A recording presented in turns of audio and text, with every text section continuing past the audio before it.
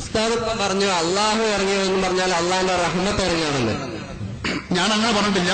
യൻസിലു റബ്ബുന എന്ന് പറഞ്ഞതിന്റെ അർത്ഥം അള്ളാഹിന്റെ റഹ്മത്ത് ഇറങ്ങാൻ അങ്ങനെ പറയാൻ പാടില്ല എന്ന് എനിക്ക് ഉറപ്പില്ല. അതുകൊണ്ട് ഞാൻ ആ വിഷയത്തിൽ പറയാൻ പറ്റില്ല. ആ വിഷയം അതായത് മൊയ്തീൻ ശേഖർ റഹ്മത്ത് അലിയുടെ വേറെ കിതാബിനോ അങ്ങനെ വിശദീകരിക്കാൻ പാടില്ല.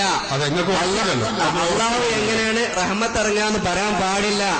അത് അല്ല എങ്ങനെയാ പറഞ്ഞത്, നബിതങ്ങൾ എങ്ങനെയാ പറഞ്ഞത് സല്ലല്ലാഹു അലൈഹി വസല്ലം, അങ്ങനെയാണ് വിശ്വസിക്കലാണ്. ഞാൻ വായിക്കുന്ന ഉറപ്പുള്ളത് മാത്രമേ പറഞ്ഞുള്ളൂ, ഉറപ്പില്ലാത്തത് പറഞ്ഞില്ല. ഉസ്താദിന്റെ ബുക്ക് ഈ ചർച്ച പേരോട് എടുത്തിട്ടല്ല എന്നപ്പോ ഞാൻ പറഞ്ഞത്. അത് മനസ്സിലായിട്ടുണ്ടെങ്കിൽ നമ്മൾ ഓരോന്ന് തീരുമാനമാക്കുക. പിന്നെ എൻസു റബ്ബുനാക്ക് മറ്റേ കിതാബ് എന്ത് പറഞ്ഞു, ഷറഹ് മുസ്ലിം എന്ത് പറഞ്ഞു, ഒന്നത്തെന്ത്, അത് രണ്ടാമത് ചർച്ച ചെയ്യാം. ഇത് പേരോട് എടുത്തു വെച്ച ചർച്ചയല്ല.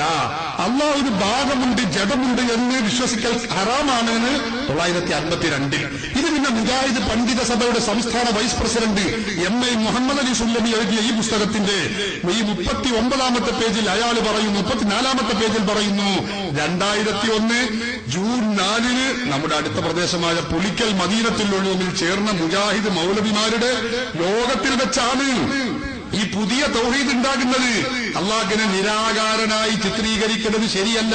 നിരാകാരനാണ് ആകൃതിയില്ലാത്തവൻ എന്ന് പറയാൻ പറ്റൂല. അള്ളാഹുവിന്റെ ആകൃതി ഉണ്ട്.